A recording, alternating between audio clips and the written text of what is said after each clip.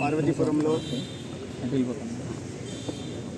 వైద్య సేవలు ఎలా అందుతున్నాయి, ఆసుపత్రుల్లో మౌలిక సదుపాయాల కల్పన ఉందా, కావాల్సిన డయాగ్నోస్టిక్ ఎక్విప్మెంట్ ఉందా, తగిన సంఖ్యలో వైద్య సిబ్బంది, నర్సింగ్ సిబ్బంది, పారామెడికల్ సిబ్బంది ఉందా,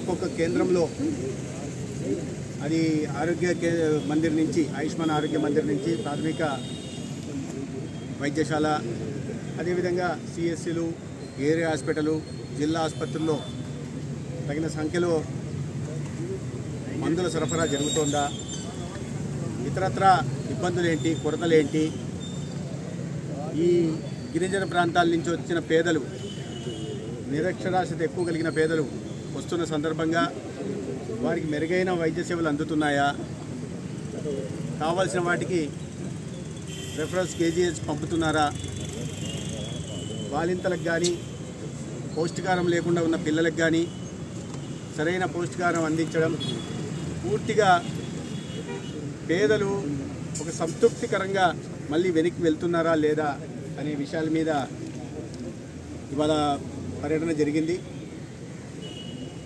పిఎస్సీని సందర్శించడం, సబ్ సెంటర్ని సందర్శించడం, అంటే ఆరోగ్య ఆయుష్మాన్ మందిర్ని, అదేవిధంగా పార్వతీపురం డిస్టిక్ హాస్పిటల్ కూడా రావడం జరిగింది.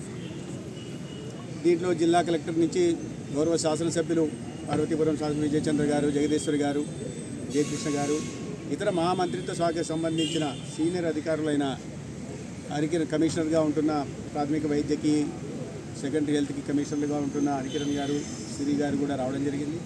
అంటే అధికార బృందం వెళ్ళి అక్కడ సమస్యలు తెలుసుకొని స్టేక్ హోల్డర్స్తో మాట్లాడి వాటిని తక్షణమే పరిష్కారం చేయగలిగిన సమస్యలు ఏమిటి, మధ్యకాలిక పరిష్కారం చూపగలిగిన అంశాలు ఏంటి, అదేవిధంగా దీర్ఘకాలిక అంశాలు ఏమిటి అనే విషయం మీద సమీక్ష జరగడం జరిగింది. అంటే ఈ క్రమంలో వైద్య సిబ్బందిని నేను అభినందించాలి. ఎందుకంటే ఇంత ప్రతికూల పరిస్థితుల్లో ఏజెన్సీ ప్రాంతంలో ఈ భౌగోళిక పరిస్థితులను తట్టుకొని ఇక్కడ మెరుగైన వైద్య సేవలు అందిస్తున్నారు. వచ్చిన రోగులు కూడా సంతృప్తికరంగా వెనక్కి వెళ్ళేస్తున్న క్రమాన్ని కూడా చూస్తున్నాం. అయితే ఆ క్రమంలో అనేక రకాలైన ఇబ్బందులు ఉన్నాయి. గ్రామాల నుంచి తీసుకురావడంలో ఫీడర్ అంబులెన్స్లు సరిగా పనిచేయని క్రమం, వాటిని ఇటీవలే రీఫర్బిష్ చేసి కొన్ని సంవత్సరాలుగా పనిచేయకపోతే రీఫర్బిష్ చేసి మళ్ళీ దాన్ని ఉపయోగంలోకి తీసుకొచ్చారు. అదేవిధంగా స్పెషల్ అంబులెన్స్ల పరిస్థితి కూడా, అదేవిధంగా పేదలు, గిరిజన ప్రాంతాల నుంచి వచ్చిన వాళ్ళు ఏదో దురదృష్టకరంగా ప్రాణాలు కోల్పోతే ఆ పార్థివ దేహాన్ని తీసుకెళ్లడానికి మహాప్రస్థానం లాంటి అంబులెన్స్ లేకపోవడం, ఇటువంటి కొరతలను అనేక విషయాలుగా చెప్తారు. ముఖ్యంగా ఎక్కడ చూసినా మౌలిక సదుపాయాల కల్పన తక్కువగా ఉంది. ఆసుపత్రిలో ఇప్పుడు ఉదాహరణకి పార్వతీపురం ఆసుపత్రి చూస్తే 150 బెడ్లు అయితే దాదాపు 300 ఐపీ ప్రతిరోజు ఉంటుంది. అటువంటి పరిస్థితుల్లో కూడా డాక్టర్లు మెరుగైన సేవలు అందిస్తున్నారు. అయితే నేను రాజకీయ విమర్శలు చేయట్లేదు, కానీ గత 5 సంవత్సరాల్లో చాలా చోట్ల కొన్ని తప్పుడు నిర్ణయాల కారణంగా కొన్ని ఇబ్బందులు ఎదుర్కొంటున్నారు ఈ ప్రాంతం. ఎందుకంటే ఇప్పుడు ఉదాహరణకి సాలూరుని ఏరియా హాస్పిటల్ చేస్తే మౌలిక సదుపాయాల కల్పన ఇంకా జరగలేదు.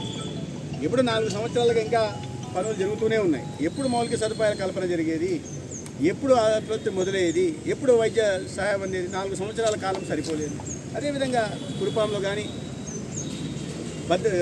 భద్రగిరిలో కానీ, సీతంపేటలో కావలసిన తగిన సంఖ్యలో సిబ్బంది కూడా వచ్చింది. కానీ మౌలిక సదుపాయాల కల్పన లేకపోవడం వల్ల అక్కడ సిబ్బంది ఖాళీగా కూర్చునే పరిస్థితి. కానీ పార్వతీపురంలో మౌలిక సదుపాయాల కల్పన లేకపోవడం వల్ల సిబ్బంది తక్కువ కొరత ఉన్న పరిస్థితి. అంటే ఇటువంటి పరిస్థితులన్నీ ఉన్నాయి. వీటిని అన్నింటినీ సరిచేయాల్సిన బాధ్యత ఉంది.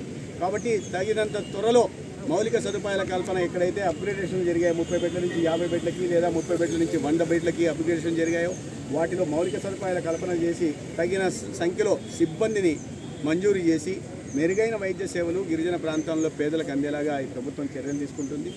అదేవిధంగా ఇతరత్ర పార్వతీపురంలో ఉంటున్న కొరతలకు కానీ త్వరితగతిన కొత్తగా వస్తున్న బ్లాక్ ఏదైతే మల్టీ స్పెషాలిటీ బ్లాక్ అని అంటున్నారో వాటిని కూడా పూర్తిగా చేసి 250 నుంచి 300 బెడ్లు అదనంగా తీసుకొచ్చే పరిస్థితి తీసుకొచ్చి ఇక్కడ అందరికి కూడా ఎక్కడ కూడా బెడ్ల కొరత లేకుండా వైద్య సేవలు అందించే ప్రయత్నం ప్రభుత్వం చేస్తుంది. అదే సమయంలో మెడికల్ కాలేజ్ కూడా ఇక్కడ 3వ ఫేజ్లో మెడికల్ కాలేజ్ ఉంది. ఆ మెడికల్ కాలేజ్ నిర్మాణాన్ని కూడా త్వరితగతిన చేపట్టడం జరుగుతుంది. దానికి కూడా నెబార్డ్ నుంచి ఫైనాన్షియల్ టైఅప్ ఉంది. వాటిని కూడా త్వరితగతిన అంటే ఫాస్ట్ బేసిస్లో పూర్తి చేసే ప్రయత్నం తక్కువ సమయంలో చేస్తాం. 4 సంవత్సరాలుగా ఇంకా పురాతన స్థానంలోనో లేదా గోడల దగ్గరికి నిలిచిపోయిన పరిస్థితులు మనం చూస్తున్నాం.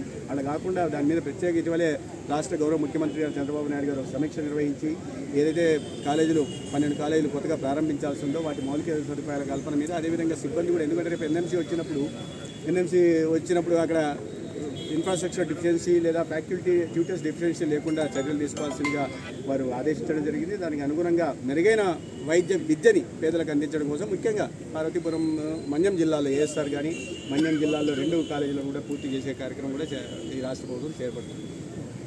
మరిన్ని వీడియోస్ కోసం ఛానల్ ని సబ్స్క్రైబ్ చేయండి, లేటెస్ట్ అప్డేట్స్ కోసం వాట్సాప్ ఛానల్ ని ఫాలో చేయండి అండ్ లింక్ డిస్క్రిప్షన్ లో ఉంది.